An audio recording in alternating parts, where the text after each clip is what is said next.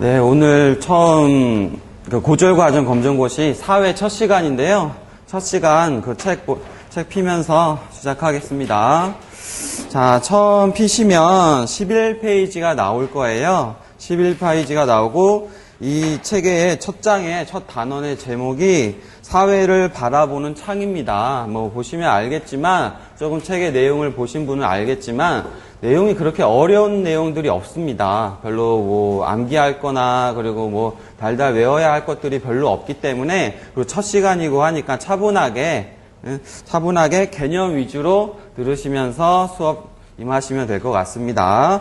자, 첫 페이지 11페이지 보시면 자, 처음에 개인 이해라는 부분이 나오고 있습니다. 자, 개인 이해라는 부분이 나오고 있는데요. 그래서 정체성이 나오고 뒤에 보면 뭐 정체성의 확립, 그 다음에 사회적 관계 이런 것들이 나오는데 뭐 보시면 알겠지만 계속 말씀드리는 내용이지만 그래 어려운 내용이 아니니까 책에 있는 내용을 좀 밑줄 그으면서 보도록 하겠습니다.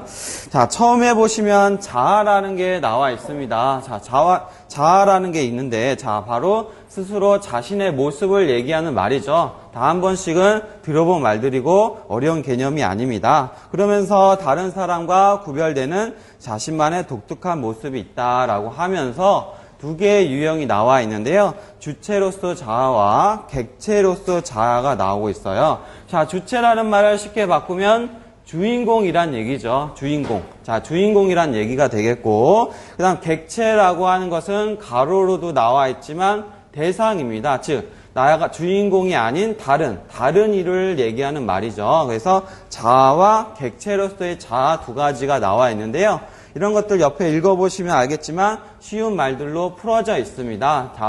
자아라는 말이 별로 어려운 내용이 아니기 때문에 자아와 객체라는 말도 쉽게 이해되는 말들이 되겠습니다. 자, 첫 번째 줄만 읽어볼게요. 자, 주체로서의 자아는 내가 생각하는 나의 모습이란 말로 표현이 되어 있고요. 그 다음 객체로서의 자아는 다른 사람과의 사회적 관계 속에서의 자아를 얘기하고 있습니다. 우리가 사회를 살아가면서 그 다음에 학교를 가든지 가정을 가든지 뭐 직장을 다니든지 모두 사회적 관계로서 사회생활을 하고 있죠. 그렇기 때문에 이 두 가지가 올바르게 형성되는 게 중요한 자아 형성의 하나의 방법이 되겠죠. 자, 쉬운 내용입니다. 다음에 자아 정체성이란 말이 나와 있습니다. 자, 자아 정체성이란 말이 있어서 의미와 형성과 기능이 나와 있는데요. 가만히 생각해 보시면 물론 여기에 이론적인 내용이 있지만 우리 자신들은 모두 자아 정체성을 가지고 있죠. 잘 생각해 보시면 지금 여러분들이 앉아서 공부하시는 것도 올바른 자아 정체성이 형성되었기 때문에 이 자리에 앉아서 공부를 하시는 거죠. 물론 공부가 좋아서 하시는 분도 있겠지만 각자의 목표, 성취하는 목표가 있기 때문에 그 올바른 자아 정체성이 형성돼서 이 자리에서 공부를 하시는 게 되겠습니다. 자, 의미 보시면 마지막에 보시면 마지막 줄을 줄치면 될 것 같아요. 자, 내가 누구인지에 대하여 일관되게 가지는 인식. 마지막 줄에 나와 있죠. 자, 내가 누구인지에 대해 일관되게 가지는 인식이 바로 자아 정체성의 의미가 되겠습니다. 그래서 자아 정체성이 올바르게 인식된 사람들은 가정이나 사회나 직장에서 올바른 사회 활동을 하는 게 바로 이 자아 정체성의 의미라고 되겠습니다. 자, 형성 나와 있고요. 형성 읽어보시면 되겠고요. 그 다음에 기능이 나와 있는데요. 두 가지의 기능이 나와 있습니다. 개인의 삶의 방향과 목표, 그 다음에 사회 통합이란 말이 있는데 가끔 뉴스나 이런 데 보시면 조금 이상한 사람들, 범죄자 이런 사람들이 나오잖아요. 그래서 예를 들어서 뭐 살인마가 나오고 범죄자가 나오고 이런 사람들이 있는 건 다 여기 나온 대로 자아 정체성이 올바르게 형성되지 않은 사람들이 다 이런 정체성이 형성되지 않은 사람들이죠. 그래서 이런 것들이 나와 있습니다. 자, 어려운 내용 아니니까 금방 넘어가 볼게요. 자, 넘어가시면 자아 정체성의 확립이 나와 있습니다. 자, 보시면 알겠지만 청소년기와 자기 이해, 자아 존중감, 그 다음 삶의 가치 인식, 약간 두리뭉술한 내용들이 나와 있는데요.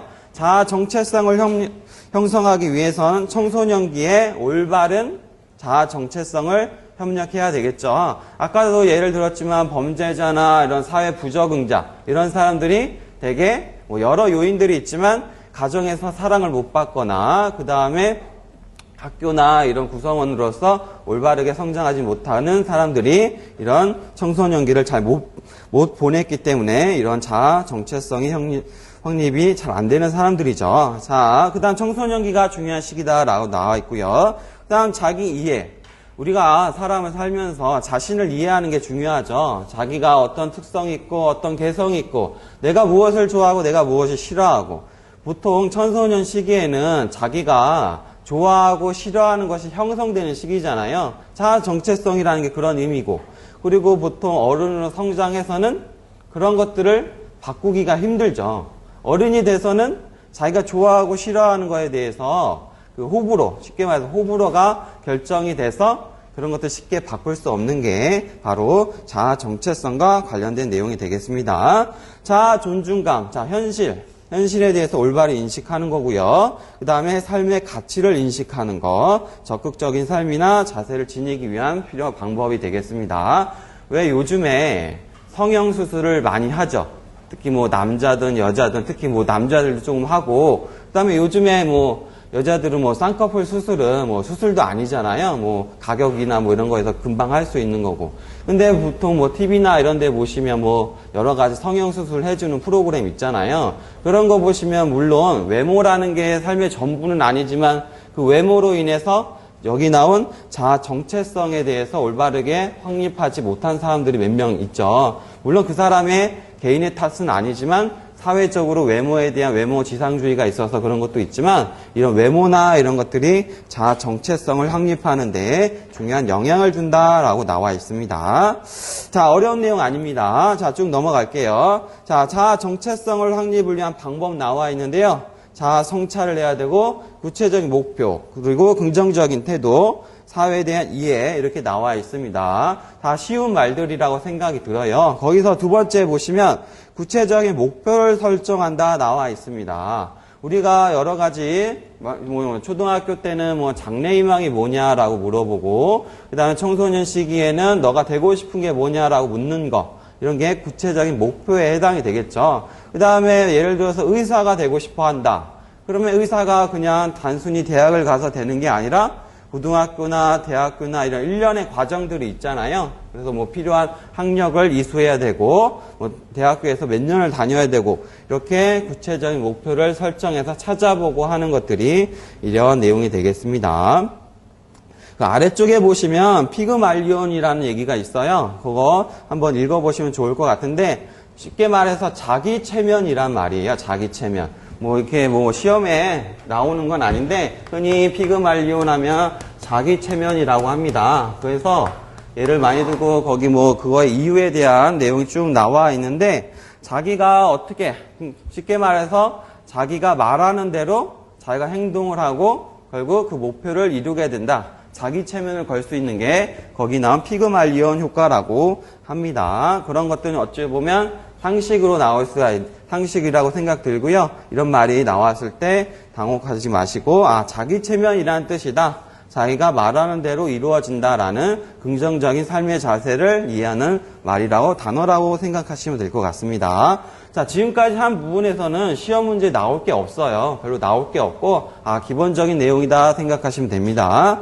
자, 이제 여기서 조금 이제 시험 문제가 나올 게 다음 페이지에 나오는데요. 사회화라는 말이 나와 있습니다. 중요한 말입니다. 사회화라는 말 밑줄 쳐주시고요. 뜻도 다 이해하셔야 되겠습니다.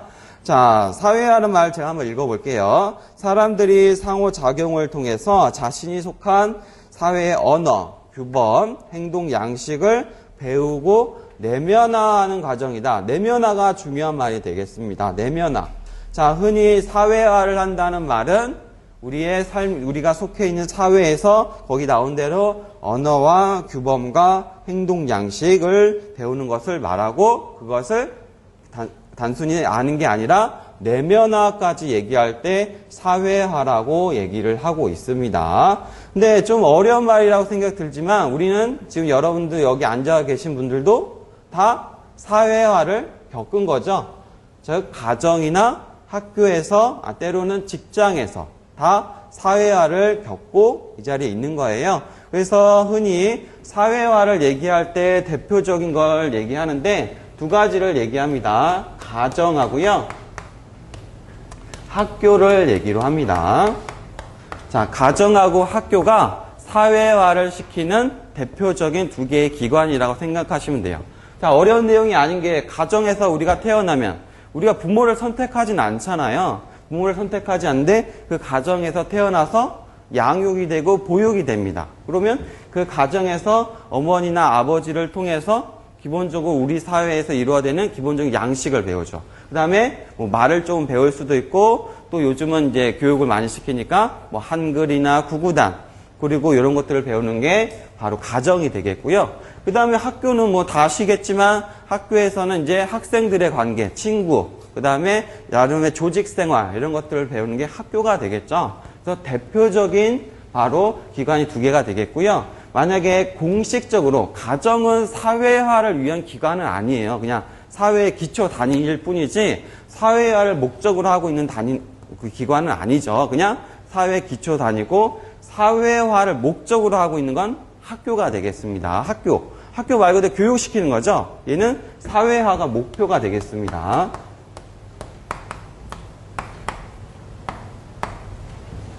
사회화를 목적으로 하고 있는 기관이 되겠습니다.